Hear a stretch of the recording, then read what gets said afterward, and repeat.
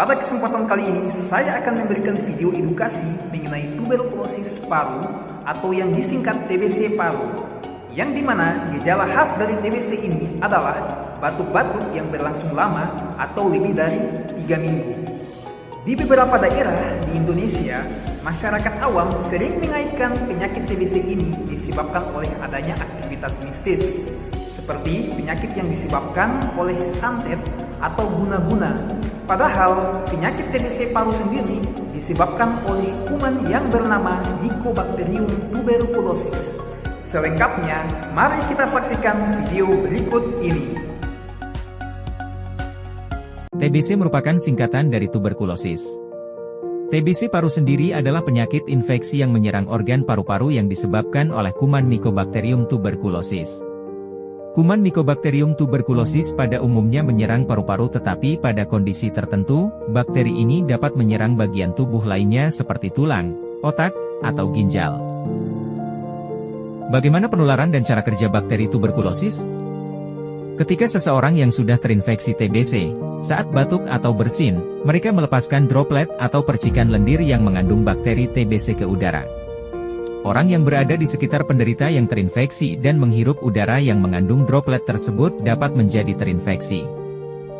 Bakteri tuberkulosis yang masuk ke dalam paru-paru selanjutnya bertahan dan berkembang biak di dalam paru-paru, mulai merusak jaringan paru dan memicu terjadinya peradangan paru. Sekarang mari kita lihat gejala TBC paru. Gejala TBC paru dapat bervariasi, tetapi gejala umumnya adalah batuk yang berkepanjangan dan kadang disertai dengan darah. Mari kita lihat gejalanya satu persatu. Yang pertama, batuk-batuk. Gejala utama tuberkulosis paru adalah batuk yang berlangsung lebih dari 3 minggu. Batuk ini mungkin awalnya kering dan kemudian dapat disertai dengan keluarnya dahak. Batuk darah atau dahak berdarah adalah gejala yang lebih serius yang dapat terjadi pada tahap lanjut dari penyakit TBC. Selanjutnya demam. Tuberkulosis paru seringkali disertai dengan demam.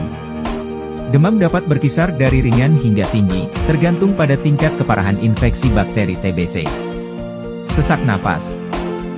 Pada beberapa kasus, terutama ketika infeksi menyebar ke bagian paru yang luas, seseorang dapat mengalami kesulitan bernafas atau sesak nafas. Nyeri dada. Nyeri dada mungkin terjadi sebagai akibat dari peradangan pada paru-paru atau pleura, selaput yang melapisi paru-paru. Nyeri ini dapat terasa tajam, biasanya akan lebih terasa saat bernapas atau batuk. Keringat malam. Penderita tuberkulosis paru sering mengalami keringat malam yang berlebihan, terutama pada malam hari. Hal ini dapat menyebabkan penderita terbangun dengan pakaian yang basah akibat keringat. Lemas. Infeksi tuberkulosis dapat menyebabkan kelelahan dan kelemahan umum. Penderita sering merasa lemas dan tidak bertenaga. Tidak nafsu makan.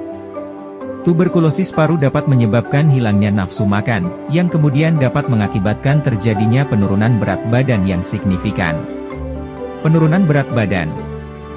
Penurunan berat badan yang tidak diinginkan adalah gejala umum tuberkulosis. Ini terjadi karena tuberkulosis dapat mempengaruhi kemampuan tubuh untuk menyerap nutrisi dari makanan. Selain itu, gejala nafsu makan yang menurun juga merupakan dampak dari penurunan berat badan pada penderita TBC. Pentingnya berobat dan mendapat pemeriksaan. Jika Anda mengalami gejala-gejala di atas, segera pergi berobat ke fasilitas kesehatan yang tepat. Jika dokter Anda mencurigai Anda mengalami tuberkulosis, dokter akan menganjurkan Anda untuk selanjutnya melakukan pemeriksaan foto ronsen dan pemeriksaan dahak, untuk memastikan Anda menderita TBC atau penyakit lain. Pengobatan TBC paru. Pengobatan TBC paru sendiri menggunakan beberapa kombinasi antibiotik untuk menyerang kuman Mycobacterium tuberculosis. Lama pengobatan pada umumnya berlangsung selama 6 bulan. Selama pengobatan sangat ditekankan kepatuhan dalam mengonsumsi obat dan tidak boleh menghentikan pengobatan sebelum waktunya. Obat penyakit TBC gratis dan bisa didapatkan dengan mudah di fasilitas kesehatan milik pemerintah. Pencegahan TBC paru. Berikut adalah beberapa cara pencegahan terhadap penyakit tuberkulosis yang bisa diterapkan. Yang pertama, imunisasi BCG. Mendapatkan imunisasi BCG adalah langkah pencegahan utama terhadap TBC. Imunisasi ini biasanya diberikan pada bayi sejak lahir atau maksimal diberikan saat berusia 2 bulan. Meskipun imunisasi BCG tidak memberikan perlindungan sempurna terhadap semua bentuk TBC, tetapi dapat membantu melindungi terhadap bentuk paru-paru yang parah pada anak-anak. Yang kedua, mengonsumsi makanan bergizi. Nutrisi yang baik dapat memperkuat sistem kekebalan tubuh, membantu tubuh melawan infeksi, dan mempercepat proses penyembuhan. Yang ketiga, sering membuka jendela rumah.